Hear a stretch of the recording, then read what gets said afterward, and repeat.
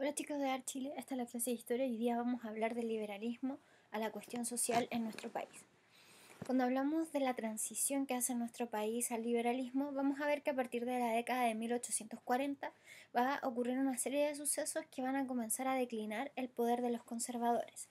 ¿Quiénes eran los conservadores? Eran aquellas personas que querían mantener el poder de la iglesia y que querían mantener las creencias y la conducta y el comportamiento de las personas lo más adecuado y lo más parecido a las directrices que la iglesia mandaba para sus fieles.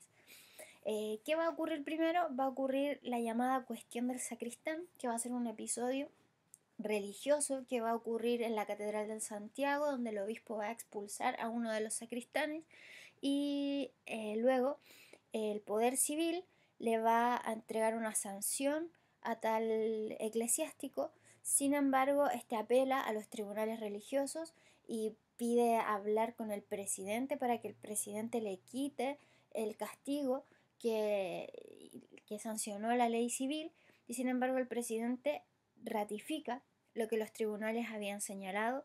Por lo tanto, ocurre dentro del Partido Conservador una división en esta facción para aquellos que estaban de acuerdo con lo que había planteado el presidente en ese minuto, y también la otra división o el otro grupo que está a favor de, o está en contra más bien, de la sanción que ha establecido el presidente de la República. Vamos a tener que además va a ser necesario para constituirse como clase dirigente que los liberales van a tener que realizar un pacto, una unión política con los conservadores, pero en 1870 logran tener a su primer presidente liberal, y cuando los liberales ya estaban en el poder, su ejercicio del poder estuvo dominado principalmente por la rivalidad entre el ejecutivo y el legislativo, la relación entre el Estado y la Iglesia y la ampliación del voto, del derecho a voto. ¿Cuáles fueron las principales reformas liberales? Primero, inmediatamente redujeron el poder del Ejecutivo, es decir, el poder del presidente. Luego tenemos que se ampliaron las facultades del poder legislativo. ¿En qué consistió esta ampliación? Vamos a tener que esta ampliación va a consistir en la interpelación ministerial, es decir, se va a poder llamar a los ministros y se les va a poder preguntar por qué realizaron tal o cual gestión dentro de su gobierno. Esto era muy complejo para los ministros y muchos de ellos renunciaban. Esto provocó una gran rotación de ministros durante el periodo y generó una suerte de ingobernabilidad. También había un retraso en la aprobación de las leyes periódicas. Esto eran que para los ejecutivos o para los senadores y diputados podían extender las discusiones de una ley, de un proyecto de ley indefinidamente, para que de esta manera no se pudiese ejercer o no se pudiese ejecutar en ningún momento. Vamos a ver que también dentro de este periodo vamos a encontrar la libertad de que se van a secularizar ciertas instituciones. Secularizar significa que se separan de la iglesia ciertas instituciones. Así vamos a tener que va a surgir en 1865 la Ley de Libertad de Conciencia, que dice relación con aquellas personas que no profesan la religión católica y que tienen otro credo, pueden profesar o pueden realizar sus servicios religiosos. También va a existir el fin del fuero eclesiástico. Según el fuero eclesiástico, si algún miembro de la iglesia cometía algún delito, no podía ser juzgado por la orden civil. En 1875 se pone fin a este mandato. Luego, en 1883, se firma la Ley de Cementerios Laicos, donde las personas que no son católicas pueden enterrar correctamente sus muertos. Antes se hacía solo dentro de las iglesias, dentro de las catedrales. Ahí junto a las catedrales estaban los cementerios, y aquellos que no eran católicos tenían que ser enterrados o sepultados en una fosa común. También se aprueba la ley de matrimonio civil y de registro civil. Así ya no es la iglesia la que lleva el control de los matrimonios y de los nacimientos que ocurren en el país, sino que el país mismo puede hacerse cargo y puede hacerse responsable de las uniones y de los nacimientos que van a existir. Y también va a haber un aumento de las libertades públicas, como la libertad de expresión, la libertad de enseñanza, que hasta ese momento no existían. Vamos a ver que con el triunfo del parlamentarismo en Chile, o que el triunfo del parlamentarismo en Chile se va a dar con el triunfo de los congresistas tras la Guerra Civil de 1891 y durante las 2 primeras décadas del siglo XX, que va a predominar este régimen en el gobierno. También se conoce como el régimen oligárquico y se va a caracterizar por la presencia de una serie de prácticas a través de las cuales el Congreso controlaba y supervisaba las acciones del presidente.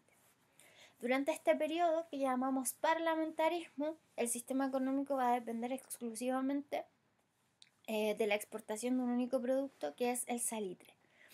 A nivel social, vamos a tener que va a predominar la élite de la sociedad chilena, también conocida como oligarquía, y que está radicada principalmente en Santiago y en Europa. Las clases medias van a ir aumentando en número y los sectores populares y rurales van a ir emigrando, pero en precarias condiciones, hacia centros urbanos. El parlamentarismo chileno, vamos a tener que durante el parlamentarismo el Congreso Nacional se constituyó en el eje de la vida política, lo que se expresó en el predominio que ejerció sobre el presidente y su gabinete. Los principales elementos legales que aseguraban tal supremacía fueron la disminución del poder ejecutivo. El presidente, como dijimos hace un rato, no tenía ya el poder que tenía antaño, que podía dictaminar reglas, que tenía orden y tenía una voz fundamental sobre el Congreso, porque se ampliaron las facultades del poder legislativo y, como decíamos hace un rato, el poder legislativo podía discutir las leyes y las leyes no se daban por sancionadas hasta que todos los miembros estuviesen de acuerdo, y por lo tanto muchas veces alargaban el debate político, de modo que no se aprobaran las leyes y con esto el presidente no pudiese llevar a cabo los proyectos que tenía para mejorar la infraestructura o para mejorar algunas áreas que fueran específicas del país. Por otra parte, como decíamos, la interpelación ministerial y el retraso de las leyes periódicas. También vamos a ver que este periodo va a estar marcado por el auge y por la caída de la economía salitrera. Vamos a tener que durante todo este periodo, más o menos desde el fin de la Guerra del Pacífico, es decir, desde 1879 en adelante, la economía chilena va a estar fuertemente orientada hacia la monoexportación y el crecimiento hacia afuera, es decir, vender hacia el exterior materias primas. Y se centraba no en materias primas en plural, sino que en un único producto, que era el salitre. Y esta industria se desarrolló fundamentalmente en el norte de nuestro país. Tenemos entonces que entre 1880 y 1910 la exportación del salitre aumentó de manera constante, es decir, cada año se vendía más salitre al exterior. A pesar de que la mayor parte de la explotación de este nitrato estaba en manos de inversionistas extranjeros, el crecimiento de las ventas significó que las rentas ordinarias de la nación se triplicaran en el mismo periodo. Esto o los incrementos que el Estado recibió no fue por una inversión o porque todas las ventas o el precio del salitre llegara a las arcas fiscales, sino por los impuestos que se cobraban a las empresas, como dijimos, mayoritariamente extranjeras, que exportaban este salitre. Vamos a tener que algunos de estos recursos se invirtieron en obras públicas, porque vimos que el ingreso de cuantiosas sumas de dinero permitía al gobierno aplicar una política de expansión de servicios y obras públicas, lo que se reflejó en la extensión de la red ferroviaria, por ejemplo, en el aumento de establecimientos educacionales y en la ampliación de la administración estatal. También se multiplicaron las industrias, fundamentalmente del tipo liviano, por ejemplo la textil y la alimentaria, para sobre todo satisfacer las demandas del norte salitrero. Entonces aquí va a surgir un problema un poco grande, porque tenemos que el sector productivo más importante de nuestro país se encuentra en el salitre, se encuentra en el norte, y toda la industria que se va a producir a menor escala va a ser para satisfacer los bienes de quienes trabajan en el norte de nuestro país. Entonces vamos a tener que va a llegar lo inevitable, la llegada de lo insalvable. ¿Y qué es lo insalvable en este caso? El estallido de la Primera Guerra Mundial y con ello el inicio de un periodo de inestabilidad en la industria del salitre. Así vamos a tener distintos ciclos, algunos ciclos de auge, donde se va a vender mucho salitre al extranjero, y otros periodos de crisis donde ya no se va a vender tanto. Entonces, cuando ya no se vende, se despide masivamente a los mineros, y cuando se vende, entonces se vuelve a contratar. Así vamos a ver que va a existir un cierre transitorio del mercado alemán, y esto va a provocar la primera caída significativa en la exportación salitrera del siglo XX. Al año siguiente, su uso en la fabricación de explosivos y la demanda de los países en conflicto permitieron una pronta recuperación en los niveles de venta y se lograron cifras inéditas de exportación. Pero en 1918 apareció el salitre sintético en Alemania, y esto afectó duramente a las exportaciones chilenas de salitre natural. Así, finalizada la guerra, sobrevino una crisis económica mundial que afectó nuevamente a las exportaciones de salitre, y estos periodos de crisis eran acompañados por altos índices de desocupación laboral. Otra de las características importantes de estos periodos de crisis era la inflación. ¿Qué es la inflación? Es cuando los precios suben desmesuradamente, o los productos, suben desmesuradamente de precio. Así vamos a tener que en esta época otro fenómeno que perjudicó a amplios sectores de la población va a ser el aumento de los precios de los productos o la inflación. Y esto se debía a que principalmente los bancos emitían muchos billetes, y entonces circulaba en el país mucho dinero, pero este dinero no tenía un respaldo efectivo, un respaldo real. Entonces, como había mucho dinero, los precios subían.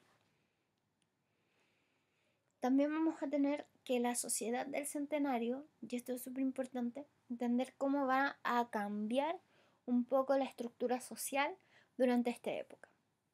Así vamos a tener que la sociedad chilena hacia 1910 va a mostrar importantes transformaciones, y estas transformaciones van a ser profundamente desiguales y van a estar derivadas de los procesos económicos, políticos, sociales, culturales de la segunda mitad del siglo XIX.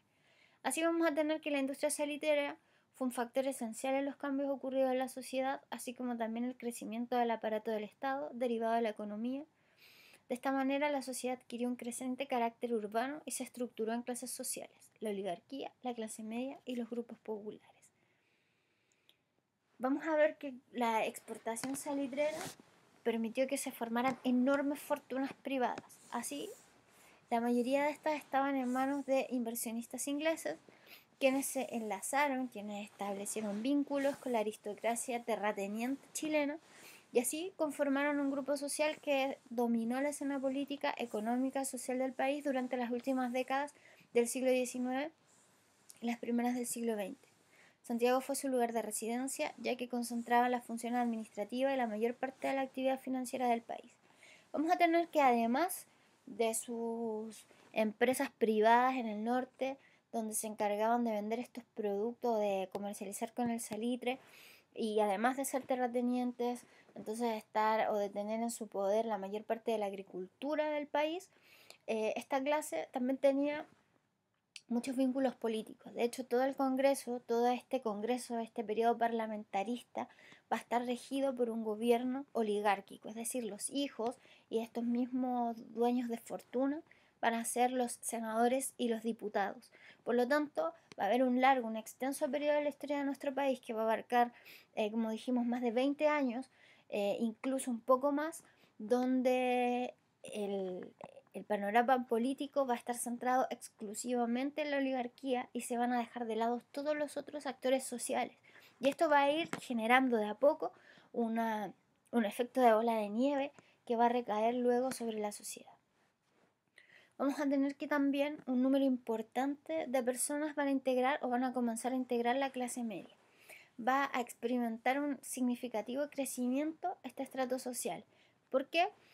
Porque primero, durante este periodo hubo algunas transformaciones, como por ejemplo la ley de instrucción primaria y la obligatoriedad de la instrucción primaria. Esto va a hacer que el acceso a la educación pública, otros aspectos como el servicio militar, el desarrollo del comercio minorista y la ampliación de la administración pública, que va a estar financiada fundamentalmente con recursos provenientes del impuesto aplicado a la venta del salitre. la mayor parte de la población que trabajaba en las oficinas salitrarias del norte, en las minas de carbón del sur y en diversos oficios en las ciudades. Vamos a tener que hay otros comerciantes que van a deambular por campos, pampas en busca de labores temporales o que se dedicaban a tareas independientes como la venta ambulante. Otra actividad que desarrollaban en los sectores mineros, un histórico de las mujeres, la prostitución. Como dijimos, en este nuevo contexto político va a propiciar el desarrollo de un conjunto de desequilibrios laborales, habitacionales, educacionales y además de higiene, que los observadores de la época sintetizaron tal como había sucedido en Europa como la cuestión social. El historiador chileno Sergio Grez advierte la complejidad de este concepto. Sin embargo, con la ayuda de los estudios del historiador, podemos definir que la cuestión social chilena es la totalidad de consecuencias sociales, laborales e ideológicas de la industrialización y la urbanización naciente, una nueva forma de trabajo dependiente de sistemas de salarios, la aparición de problemas cada vez más complejos pertinentes a vivienda obrera, atención médica y salubridad, la constitución de organizaciones destinadas a defender los intereses de la nueva clase trabajadora, huelgas y demostraciones callejeras, tal vez choques armados entre los trabajadores y la policía o los militares, y cierta popularidad de las ideas extremistas con una consiguiente influencia sobre los dirigentes. Entonces vamos a tener que, frente a la cuestión social, que dicho en términos sencillos se refiere a las precarias condiciones de vida que tenían que enfrentar los obreros que se encontraban desempleados y que tenían que habitar en los suburbios de la ciudad con pésimas condiciones de higiene, muchas veces sin tener siquiera para comer, sin acceso a la educación. Entonces tenemos distintos grupos sociales que propusieron diversos proyectos sociopolíticos para solucionar la cuestión social. Vamos a ver ahora las acciones que tomaron diferentes sectores y actores de la sociedad de la época. Vamos a tener que la oligarquía, que era el sector más pudiente de la sociedad, proponía el restablecimiento de un orden social cristiano basado en la caridad del rico, mientras otro sector señalaba que el Estado debía fortalecerse. Entonces, la oligarquía no tiene ningún interés en que el Estado se fortalezca y que ayude a los más necesitados, sino que pretende dar como caridad a los que menos tienen. Una suerte de asistencialismo, lo cual no es muy bueno porque no le permite al otro poder superar su escasez, su miseria, sino que siempre estar dependiendo de lo que otro pueda darle. Por su parte, la clase media estableció instituciones de caridad como el Patronato Nacional de la Infancia y se empaparon con los problemas sociales a través de su acción profesional. Entonces aquí vamos a tener que médicos, por ejemplo, abogados, profesores, enfermeras, se van a dedicar a atender y ayudar del mejor modo que puedan a través de sus profesiones a aquellos que están sufriendo, que están padeciendo los estragos de la cuestión social. Por su parte, los artesanos establecieron sociedades de socorros mutuos donde generaban apoyo recíproco, entre las que se contaba la recaudación de cuotas económicas para ayudar a aquellos asociados que se encontraban enfermos. Entonces, si a alguno le ocurría alguna tragedia, alguna situación complicada, estaban estos fondos comunes a los cuales se podía acceder. Los trabajadores, además de las sociedades de socorro mutuo, establecieron sociedades de resistencia y mancomunales que pretendían conseguir mejoras económicas y laborales inmediatas.